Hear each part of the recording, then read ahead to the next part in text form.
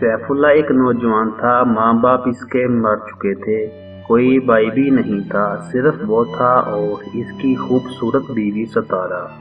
وہ بہت سلیقہ شار اور باشعور عورت تھی۔ اس کو اپنی بیوی سے بہت محبت تھی اور ضرورت سے زیادہ الفت تھی۔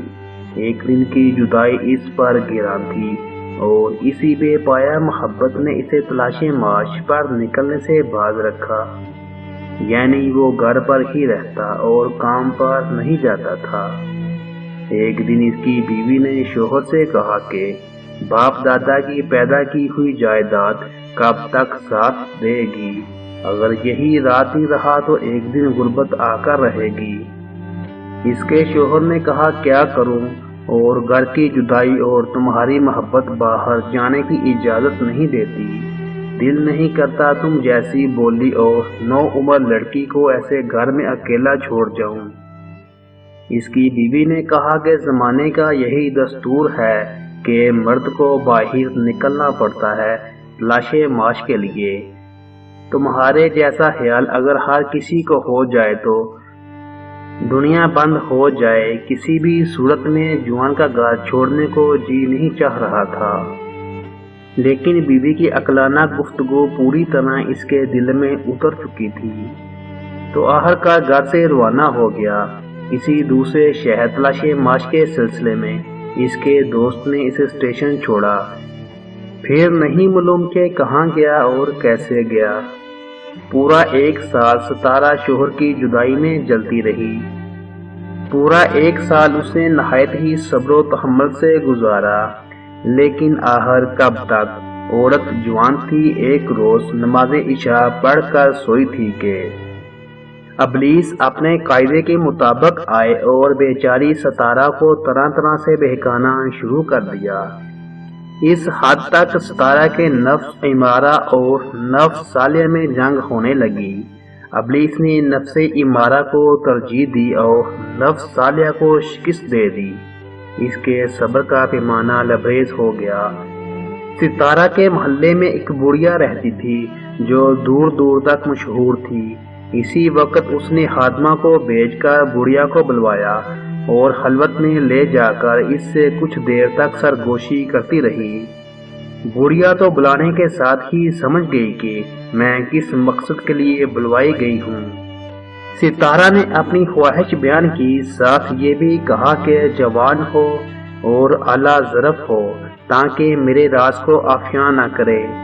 بڑھیا نے سر سے پاؤں تک ستارہ کو دیکھا اور بہت سی دعائیں دی اور نکل آئی ستارہ کے گھر سے۔ راستے میں چلتے ہی چلتے نوجوان کو بڑھیا نے تجویز کر دیا۔ بڑھیا ایک نوجوان کو لے کر جا ہی رہی تھی کہ اس نوجوان نے کہا مجھے حاجت ہوئی ہے، تم اسی جگہ ہی رکو، میں یہیں آ جاؤں گا۔ بڑھیا وہیں رکی اور نوجوان طہارت سے فارغ ہو کر جب واپس چلا تو ایک ٹھوکر لگنے پر زمین پر گر پڑا۔ لوٹے سمیت مٹی کا لوٹا تھا جو زمین پر گر پڑا تو اس کا لوٹا ٹوٹ گیا۔ بڑھیا نے دیکھا کہ نوجوان رو رہا ہے تو پوچھنے پر کہنے لگا کہ بڑھیا میں اس نقصان پر نہیں رو رہا۔ تو بڑھیا نے پوچھا کہ کیا ہوا ہے؟ تو نوجوان نے ایک چیخ ماری، 14 سال سے یہ لوٹا میرا ہم راز تھا، کسی نے آج تک میرا سطر نہیں دیکھا، ورنہ یہ تو میں بھی جانتا ہوں کہ بازار میں اچھے سے اچھا لوٹا مل جاتا ہے۔ اتنا کہہ کر وہ چلتا بنا اور بڑھیا ناکام ہو کر اپنی راہ پر چلی۔ جب گھر پہنچی تو ستارہ بے چینی سے اس کا انتظار کر رہی تھی۔ ستارہ خوشی سے اچھل پڑی کہ بڑھیا کوئی شکار ڈھونڈ لائی ہے اس کے لیے، مگر بڑھیا نے کہا کہ صبر کے ساتھ اطمینان بھی رکھو، آج شکار مل تو گیا تھا مگر تقدیر کو کچھ اور ہی منظور تھا۔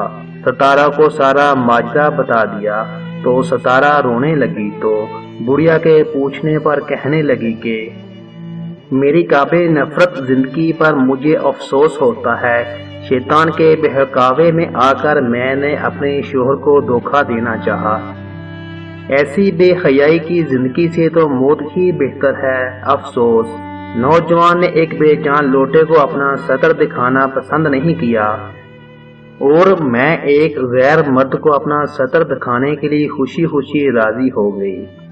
مجھے اپنے شوہر کا خیال بھی نہیں آیا۔ تو ستارہ نے توبہ کی اور دونوں ہنسی خوشی زندگی بسر کرنے لگے۔ اور اس ستارہ کے طفیل بڑھیا نے بھی توبہ کی، اور توبہ کرنے پر اللہ نے اس بڑھیا کے لیے ایسے رزق کا انتظام کر دیا کہ وہ حیران رہ گئی۔ ستارہ کا شوہر بہت پیسے کما کر لایا اور اس کا شمار شہر کے امیروں میں ہونے لگا، تو ستارہ کی مدد کے لیے گھر کے کاموں میں اس بڑھیا کو بلوا لیا اور اسے کام پر رکھ لیا۔ اسی طرح وہ ہنسی خوشی اپنی زندگی بسر کرنے لگے۔